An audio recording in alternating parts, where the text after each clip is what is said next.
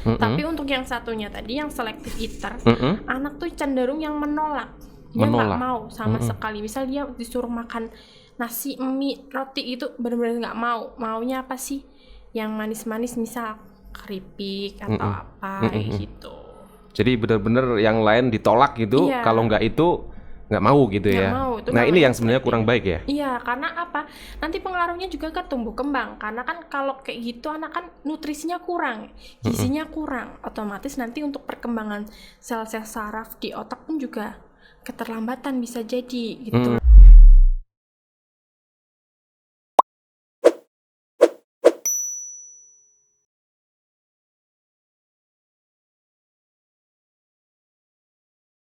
Assalamualaikum warahmatullahi wabarakatuh. Selamat datang di Al-Firdaus Edu Talk, podcastnya Al-Firdaus. Bahas tuntas tentang perkembangan buah hati dan pendidikan masa kini. Berjumpa lagi dengan saya Imam Subhan sebagai host, dan kali ini kita akan membahas sebuah tema yang tidak kalah menarik dari tema-tema terdahulu, tentu tentang seputar perkembangan anak dan juga pendidikan sang buah hati, yang tentu kita akan selalu belajar menjadi orang tua yang baik, orang tua yang cerdas, orang tua yang tahu persis bagaimana tentang perkembangan anak. Oke, yang pasti sudah hadir tamu spesial saya. Ada Mbak Aina Indah Febriana AMDkes. Apa kabar Mbak Aina? Bener ya panggilannya Aina ya? Iya, betul. Hari ini cantik sekali nih. Iya. Sempurna kayaknya. Mungkin berias dari semalam mungkin ya, udah persiapan untuk podcast ya. Enggak juga ya. Iya. Aina adalah seorang terapis wicara. Ya, ini apa sih? Memang saya mungkin ke ini dulu ya, terapis wicaranya. Memang setiap anak ya itu sering ya bermasalah tentang bicaranya ya. Ada anak yang mungkin lambat bicara ketika di awal-awal perkembangan mereka gitu. Mungkin boleh diceritakan terus apa terapis yang mungkin dilakukan, terus juga untuk orang tua barangkali bisa melakukannya gitu. Kalau untuk terapi bicara biasanya paling banyak ya. Masalahnya apa? Itu biasanya speed delay. Speed delay. Iya, keterlambatan bicara. Mungkin banyak banget faktor, terutama gadget gitu kan. Boleh agak dikit-dikit mic dengan mic. Nah, gitu. Oke, siap. Terus? Kemudian untuk penanganannya, misal orang tua harus bagaimana di rumah biar anak tuh nggak speed delay. Itu bisa yang namanya pengurangan yang namanya gadget. Gadget itu sangat mengganggu ya. Iya. Oke, mungkin suatu saat kita bahas itu ya. Cuma kali temanya kan beda ya. Iya. Oke, tema kali ini yang pasti tentang anak yang suka pilih-pilih makanan. Nah, itu adakah gangguan terhadap oralnya atau memang anak ini suka pemilih? Memang ini sangat banyak sih anak yang suka pilih-pilih makanan. Apalagi yang pasti gini, ya, ini mungkin lazim ya, anak yang nggak suka sayur harus pakai, mungkin senangnya mie instan, mungkin makanan-makanan yang instan pokoknya ya, yang suka biasanya ada sausnya gitu ya. Nah itu nanti kita akan bahas tuntas, seperti itu wajar atau mungkin kelak akan mempengaruhi perkembangan mungkin otaknya, perkembangan fisik motoriknya atau yang lain begitu ya. Atau kebiasaan-kebiasaan ini juga nggak baik sebenarnya kalau diterus-teruskan. Anak yang suka milih-milih terus, kalau nggak ini nggak mau gitu ya. Oke, saya akan tanyakan ini tentang seputar anak yang suka pilih-pilih makanan. Nah, seperti apa sebenarnya pembahasannya? Anak yang suka pilih-pilih makanan itu mungkin bisa didefinisikan dulu oleh Mbak Aina. Oke. Jadi untuk kebiasaan pilih-pilih makanan itu sebenarnya banyak terjadi di anak-anak ya. Biasanya itu istilahnya tuh food preference. Nah, food preference ini sebenarnya jenisnya tuh banyak. Tapi yang jadi yang normalnya itu adalah neofobia. Neofobia. Iya, itu sebenarnya satu hal yang kayak benteng dari setiap anak buat ketika dia belajar nih makan sendiri tanpa pengawasan orang tua tuh, oh ini tuh nggak enak, bukan makanan tuh. Dia bisa membedakan gitu mana makanan dan tidak gitu loh, mana yang beracun, mana yang tidak gitu. Tapi semakin bertambahnya usia gitu kan, anak-anak jadi selektif pemilih gitu loh. Nah, pemilih food preference ini tuh bisa disebut juga picky eater ataupun yang selective eater tuh tadi. Kalau yang picky eater tuh anak tuh mau makan cuma dengan jumlah yang cukup menurut dia gitu loh. Jadi misal mungkin dia bagi kita sedikit ya. Iya. Misal dia mau makan nasi cuman 1 atau 2 sendok. Oke. Habis itu udah nggak mau lagi. Kayak gitu tuh namanya picky eater. Tapi dia itu masih mau mengonsumsi yang namanya makanan. Misal karbohidrat. Iya. Dia masih mau makan nasi, masih mau makan mie itu sayur kayak gitu. Mungkin satu jenis aja gitu. Buah mungkin satu jenis, misal dia sukanya apel aja gitu. Tapi yang buah yang lain kurang suka. Nah, itu namanya picky. Tapi masih mau ya. Masih mau. Hanya sedikit porsinya. Iya. Oke. Tapi untuk yang satunya tadi, yang selective eater, anak tuh cenderung yang menolak. Dia nggak mau sama sekali. Misal dia disuruh makan nasi, mie, roti, itu benar-benar nggak mau. Maunya apa sih? Yang manis-manis, misal keripik atau apa gitu. Jadi benar-benar yang lain ditolak gitu. Iya. Kalau nggak itu nggak mau gitu ya. Mau. Nah, ini yang sebenarnya kurang baik ya. Iya, karena apa? Nanti pengaruhnya juga ke tumbuh kembang. Karena kan kalau kayak gitu anak kan nutrisinya kurang, gizinya kurang. Otomatis nanti untuk perkembangan sel-sel saraf di otak pun juga keterlambatan bisa jadi gitu loh. Mungkin pengaruh juga ke motorik kasar, halus. Kan prosesnya itu kan berkepanjangan ya untuk tumbuh kembang anak. Betul. Bahkan nanti bisa ke gangguan bahasa bicara juga, emosi. Ke arah sana ya? Iya, gitu. Karena kan dari dasarnya aja udah bermasalah, nanti untuk kedepannya juga mungkin bisa juga. Oke, mungkin gini, tentang pilih-pilih makanan tadi yang picky eater ya, tapi mungkin masih kita anggap normal ya, karena yang lain mungkin namanya makanan kan ada keseimbangan kan ya, mungkin karbohidratnya, protein, gizi yang lain ya gitu. Nah, ini apakah ketika anak mungkin dari rentang usia itu sebenarnya anak sudah mulai kalau anak bayi kan dia otomatis apapun ibaratnya dimakan aja, yang apapun yang disuap oleh ibunya begitu. Tapi mulai kapan itu? Usia berapa yang kira-kira anak sudah mulai merasakan ini enak, ini tidak enak, terus dia senang, ini tidak senang? Itu biasanya usia berapa ya? Ada ininya nggak, indikator seperti itu nggak dari sisi rentang usia? Kalau dari rentang usia sebenarnya untuk pemberian makanan ke MPASI itu kan sebenarnya usia 6 bulan. Usia 6 bulan tuh anak udah bisa diberikan, tapi kebanyakan makanan tambahan itu ya. Orang tua tuh banyak yang sebelum 6 bulan tuh udah dikasih. Nah, dari ini tuh sebenarnya juga jadi faktor penyebab juga anak bisa mengalami yang namanya picky eater. Jadi sebaiknya kalau ada makanan selain ASI itu di 6 bulan ke atas ya? 6 bulan ke atas, iya. Kalau untuk pilih-pilihnya itu mungkin karena anak udah merasakan rasa yang menurut dia tuh enak, ya dia udah bisa memilih gitu loh. Misal usia 1 tahun kan saya banyak juga yang udah bisa memilih mana yang menurut dia enak ya. Apalagi makanan kemasan, minuman cepat saji kayak gitu kan enak ya. Kan gulanya kan berlebih ya. Biasanya anak-anak lebih cenderung tertarik daripada dia harus makan nasi dan sayur. Ataukah mungkin gini, ada strategi ya bagi orang tua dari awal ketika dia sudah mulai mengenal makanan selain ASI itu sudah diseimbangkan. Artinya ini anak ya, ini makanan yang punya gizi tinggi tapi rasanya nggak begitu enak misalkan. Ini anak ini makanan yang gizinya rendah tapi enak, gurih macam-macam gitu. Atau ini harus seimbang, maksudnya orang tua biar anak biar bisa merasakan semuanya merata gitu. Kalau hanya mungkin ini yang lebih banyak, terus ini akhirnya akan tersingkir, dia nggak suka makanan yang padahal gizinya sangat tinggi. Apakah bisa seperti itu? Dibiasakan dari awal, dibudayakan dari awal begitu? Iya, bisa banget. Kalau itu mah tetap ya bisa banget karena balik lagi kalau untuk makanan itu kebiasaan. Kebiasaan ya? Iya. Misal nih di awal perkembangan nih bisa orang tua tuh kasih makanan tuh yang jenisnya tuh banyak tapi dikit-dikit.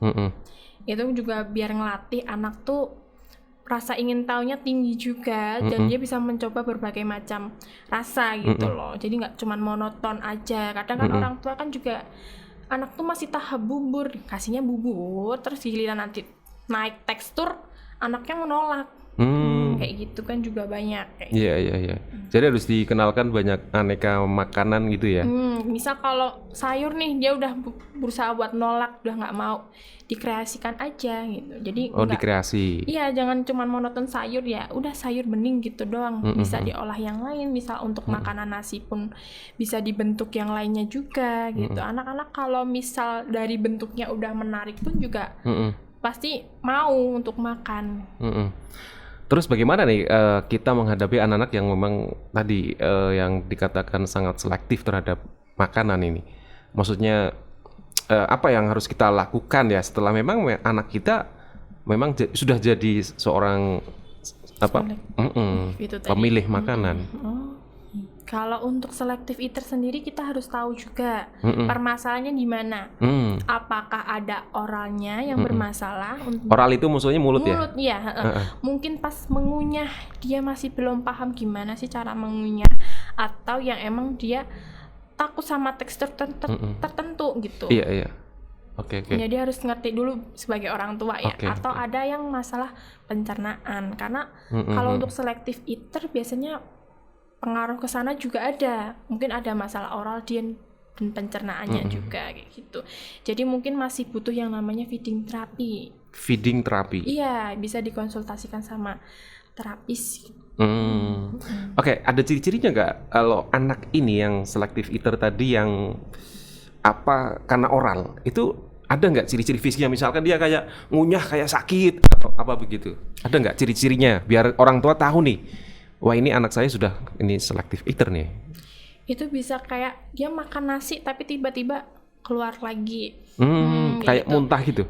Bukan muntah, mengeluarkan makanan yang dikunyahnya tadi. Mungkin karena dia nggak bisa nelennya atau karena faktor yang lain apa gitu. Itu juga ada. Itu oral ya? Iya. Oke. Terus karena memang oral itu harus dibawa ke tadi terapis atau dokter biasa umum bisa gitu kayak gitu mendeteksi masalah ini.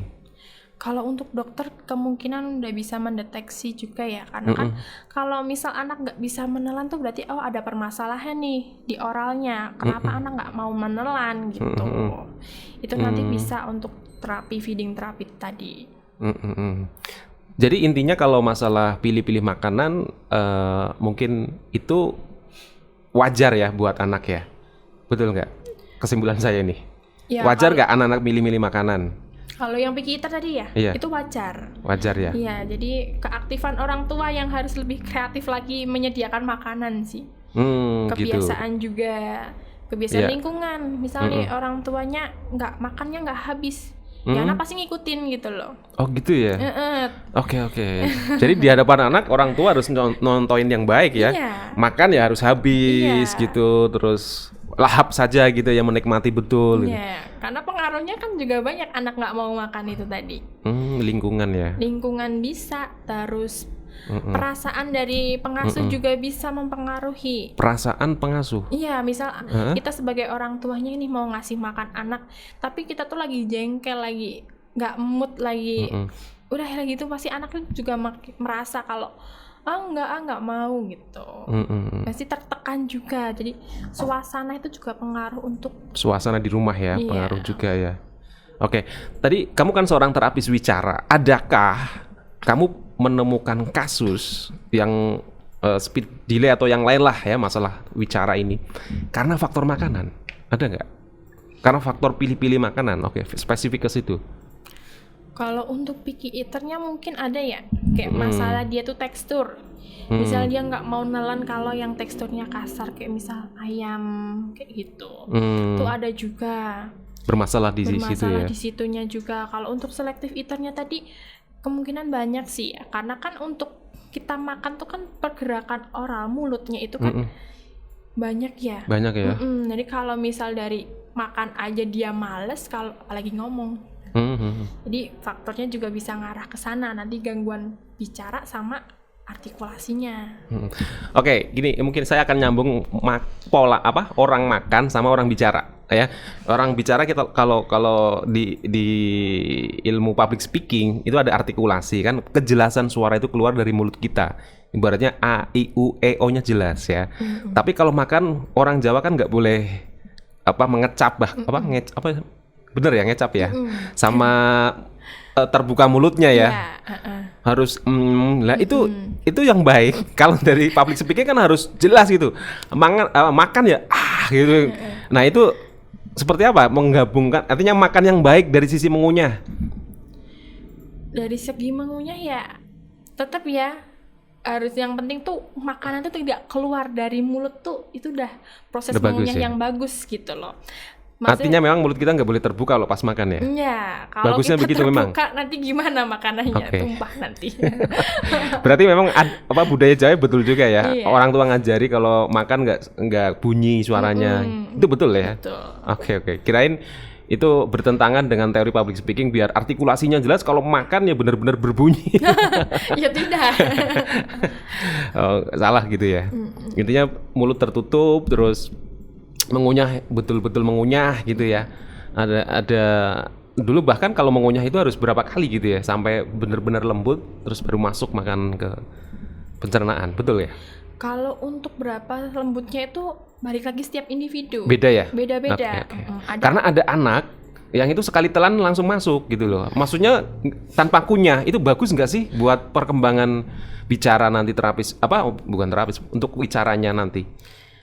Kurang sih. Kurang bagus ya? Iya, karena kan harusnya kan kalau makan tuh ya mengunyah jadi pergerakan rahang tuh ada gitu loh. Kalau kita ngomong kan juga pergerakan rahang kan juga bergerak nih. Kuncinya itu ya? Iya, kunci kan di sini nih. Buka tutupnya. Karena mungkin itu terpengaruh sampai dewasa gitu. Kalau makan mie misalkan dia langsung wus gitu kayak ular. Itu nggak bagus ya? Kurang bagus ya, karena intinya anak harus ada proses mengunyah ya, terus menelan, ada pergerakan rahang di gigi ini ya. Jadi biar nanti tidak bermasalah di oralnya, betul ya? Yeah. Oke, mungkin ini ada pertanyaan di chat, saya nggak tahu tadi udah dibahas atau belum. Ini ya, bagaimana dengan anak yang pemilih berdasarkan tekstur? Jadi sukanya makanan yang lembut, dan jika diberikan tekstur yang kasar seperti nasi suka mengeluarkan lagi. Tapi mungkin sudah dibahas tadi ya, termasuk pada picky eater atau selective eater. Tadi udah disinggung juga ya? Udah. Mungkin di ini lagi boleh? Oke. Itu tadi masih termasuk ke picky eater ya? Masih ke picky eater ini ya? Karena kan memilih-milih makanan tadi. Terus untuk faktor nih, kenapa ya dia masih mengeluarkan makanan itu? Ya? Nggak sempurna di dalam mulut ya? Itu mungkin juga tekstur. Misal dia masih sukanya yang ke bubur, itu dicampur aja sama nasi dulu. Jadi nanti teksturnya nggak yang lembut banget, nggak yang kasar banget. Itu bisa jadi solusi juga buat orang tua di rumah. Kalau misal anaknya kalau kasih makan nasi tuh masih yang nggak mau nelen gitu. Jadi teksturnya atau adaptasinya itu bertahap gitu.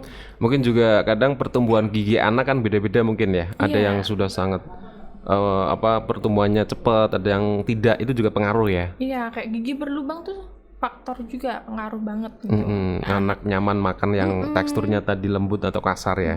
Gitu. Oke, ini ke pertanyaan lagi. Mungkin ada beberapa anak yang mengalami gangguan makan, tetapi dia lebih tertarik ke bentuk makanan yang renyah, gurih, atau manis. Dan kita sebagai orang tua, apakah diperbolehkan jika memaksa untuk mengubah kebiasaan tersebut? Biasanya kalau dipaksa, anak akan rewel, tantrum, hingga marah menolak untuk makan. Nah, itu saya yakin ini pasti dialami banyak orang tua, anaknya begitu. Nah, gimana nih solusinya? Itu masih termasuk picky eater ya? Picky eater itu ya? Belum yang selective eater gitu kan. Cuman kalau di situ jangan sampai kita paksa. Intinya jangan memaksa malah? Jangan memaksa gitu loh. Ciptakan suasana makan yang menyenangkan. Mungkin bisa makan bersama kayak gitu. Suasana yang menyenangkan. Jangan sampai anak tuh makan tuh tertekan gitu loh. Iya. Gitu. Biar anak tuh mau gitu kan. Bisa juga dikreasikan gitu loh. Makanan yang misal mau nih ngasih tahu anak biar makan sayur ya. Kreasikan dulu makanannya itu biar semenarik mungkin gitu. Misal dibentuk atau dicampur dengan telur atau disisipkan di makanan kesukaannya dia apa gitu. Jadi kesimpulannya jangan ada paksaan ke anak harus makan ini. Ayo makan nggak? Kalau nggak ada ancaman begitu itu nggak boleh ya? Nggak boleh, kurang baik karena nanti pengaruhnya ke suasana hati. Gitu ya. Jadi anak kalau mau makan tuh nanti dipaksa, nanti dimarahin, nanti diginiin. Bahkan ada sih perjuangan orang tua ketika ini ya ngasih makan anak harus pergi jauh dari rumah. Entah itu mungkin cari tempat yang ada binatang-binatangnya. Itu memang strategi orang tua karena saking bingungnya kalau di rumah nggak mau makan. Nah dia cari lengahnya anak sambil bermain. Itu bagus nggak sih? Artinya anak kadang nggak fokus makan karena dia asik main, asik lihat sesuatu di depannya yang menarik. Dia tahu-tahu ngunyah aja, tapi kayak nggak tahu dia menikmati atau tidak. Itu bagus nggak sih kalau seperti itu? Artinya memang karena anak sama sekali sulit kalau makan fokus makan gitu. Dia harus sambil bermain yang kadang dia ngunyah nggak terasa. Dan saya nggak tahu apakah anak nih merasakan nggak sih makanan ini enak atau tidak. Yang penting hanya masuk aja gitu. Itu seperti itu, strategi kayak gitu gimana? Ada sih orang tua yang memang rela-rela harus pergi kemana demi anak mau makan. Iya, banyak sekali saya temuin juga permasalahan kayak gitu. Iya. Itu sebenarnya kurang bagus sebenarnya. Kurang bagus? Iya, karena fokus anak juga pasti terpecah gitu loh. Dia kurang juga menikmati makanan atau rasa yang dia masukin ke mulutnya kayak gitu. Bahkan ada juga yang kelamaan kayak ngemut jadinya. Saking fokusnya dia sama lingkungan yang dia lihat gitu loh. Sama misal sambil mainan gitu. Betul. Kadang ngemut lama. Iya. Ayo ditelan deh kok. Ya kayak gitu. Padahal berjam-jam itu masih di mulut terus makanan. Gitu, iya. Itu karena dia nggak fokus makan ya. Iya, fokusnya yang lain. Ini nggak baik ya. Nggak bagus. Oke. Bahkan sampai mulutnya itu makanan yang di mulut tuh hilang rasa gitu, saking Betul, lamanya itu. Dan iya. ujung-ujungnya pengennya juga dikeluarin, nggak mau ditelan. Itu dimuntahin ya. Iya betul, itu terjadi. Iya. Jadi balik lagi ke kebiasaan. Iya. Jadi kalau kita mau ngajarkan anak makan tuh ya duduk di meja dengan baik, posisi dengan baik, terus ngajarin juga cara mengunyah yang baik kayak gimana gitu. Gitu. Tapi kalau dia sambil nonton HP atau TV itu masih boleh enggak? Karena jujur ya termasuk anak saya gitu ya. Dia selalu makan HP-nya taruh di depannya gitu ya. Dia tapi ya menikmati sih. Tapi karena udah agak besar ya. Tapi kalau mungkin yang mengajari dari awal dibiasakan fokus untuk makan gitu ya. Nggak boleh ada selain makan gitu ya. Aktivitas selain makan.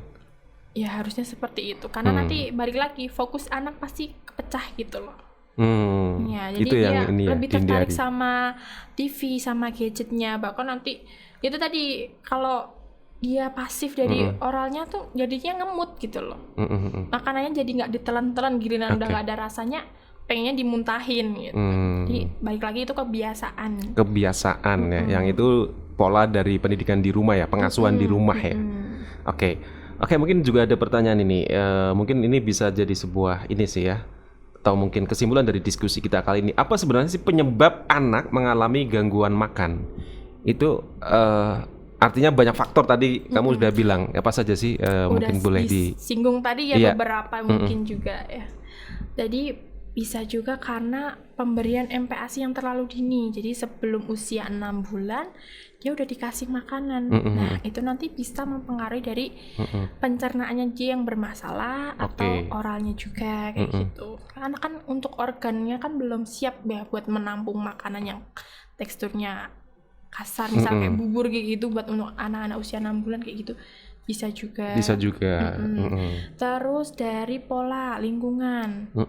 Kayak gitu, misal itu tadi kebiasaannya makannya sambil main.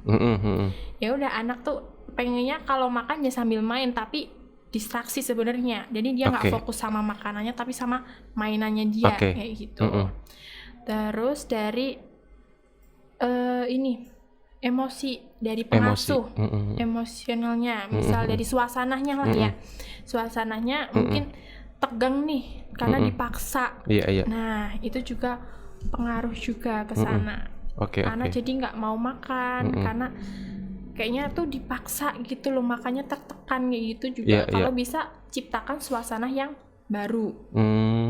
Misal makan bersama itu kan sesuatu hal yang menyenangkan ya sebenarnya. Dan tidak harus di rumah kan ya. Mungkin di luar rumah, mungkin diajak rekreasi kemana, tapi ketika makan ya fokus makan gitu ya. Jangan sampai kalau keluar ya main rekreasi tapi anak tuh makan sambil disuapin jalan-jalan kayak gitu. Nah, itu yang kurang bagus ya. Ya rekreasi main. Yuk kita saatnya makan. Nah, terus makan menggelar tikar. Tapi fokus makan ya. Tadi sudah bermain selesai. Betul ya begitu ya? Betul seperti itu. Itu. Nah, mungkin ini ya di akhir diskusi kita kali ini boleh semacam ini ya, ketika anak memang sudah ini tadi kan ini bukan jenis penyakit ya, bukan ya, hanya kebiasaan mungkin ya, pola yang nggak baik tentang selective eater ini ya. Ketika sudah terjadi anak kita kena selective eater nih, pilih-pilih sekali, kalau nggak ini nggak mau. Itu tadi solusi-solusinya apa saja, mungkin boleh diulang lagi. Artinya, oke, yang saya yakin ini orang tua yang di rumah yang mendengar podcast ini, saya yakin ada sih kasus-kasus seperti itu. Nah, seperti apa langkah-langkahnya? Apakah kalau bisa diatasi sendiri oleh orang tua atau harus dibawa ke terapis? Nah, mungkin boleh dipertegas lagi nih oleh Mbak Aina. Oke. Kalau untuk solusinya ya, mungkin yang paling umum yang sering-sering harus dilakukan adalah memberikan jumlah makanan yang dikit tapi jenisnya banyak. Oke, memberikan makan yang secara kuantitas sedikit tapi beragam. Jenisnya banyak. Oke. Terus menciptakan suasana yang baru. Itu tadi ya, nggak harus monoton di rumah terus, bisa nih sambil keluar rekreasi. Cuma tetap ya kalau makan ya makan, main ya main kayak gitu. Terus juga memberikan makanan yang baru itu jangan cuma sekali 2 kali diberikan terus kita sebagai orang tua udah nyerah, nggak mau ngasih lagi ke anak. Jadi minimal tuh 10-15 kali. 10-15 kali. Jadi jangan ada kata menyerah ketika memperkenalkan makanan baru ke anak ya. Ada konsistensi gitu. 1-2 nggak mau udah. Ya udah, kamu nggak mau suka ini, mama nggak masak lagi gitu ya. Gitu. Nah itu udah nyerah ya? Nggak boleh ya? Nggak boleh. Paling nggak tuh 10-15 kali harus dikasihkan terus gitu. Konsisten kasihkan dulu ke anak. Baru kalau misal selama 15 kali itu nggak mau, oh berarti dia emang nggak suka jenis yang ini nih. Gitu. Baru kita ganti yang menu yang lainnya. Jangan cuma sekali 2 kali udah nyerah tuh, kan banyak banget kan kayak gitu. Iya itu banyak pasti karena jengkel. Udah masak susah, cari bahan susah, berpayah-payah, anak nggak mau makan. Kayak aduh gimana, ngelus dada itu orang tua. Gitu. Betul ya. Terus apalagi nih, yang ini kan lebih ke faktor yang diciptakan di rumah ya. Belum sampai ke dibawa ke terapis. Apalagi mungkin yang perlu dilakukan oleh orang tua. Terus yang selanjutnya adalah meningkatkan kesabaran sama konsistensi yang tadi. Oke. Terus kalau semisal anak nih, dianya masih yang nggak mau makan, terus kok kayaknya mengeluarkan terus makanannya, nggak susah banget buat nurut, sebaiknya konsultasi aja. Oke. Bahkan mungkin perlu diterapis ya. Iya. Kalau terapis yang ini itu efektifnya mungkin apa ya, penyembuhannya atau katakanlah memulihkan lagi normal itu berapa butuh kali terapis, terus apa ini sangat tergantung anaknya, gimana ini kalau sampai harus ke terapis? Kalau sampai ke terapis balik lagi ke orang tua sama anak sih, karena kan kita nanti pasti asesmen ya. Kita pasti permasalahannya di sini nih, di mengunyahnya atau di menelannya kayak gitu. Semisal nanti kita pasti ngasih yang namanya home care kayak aktivitas yang dilakukan di rumah.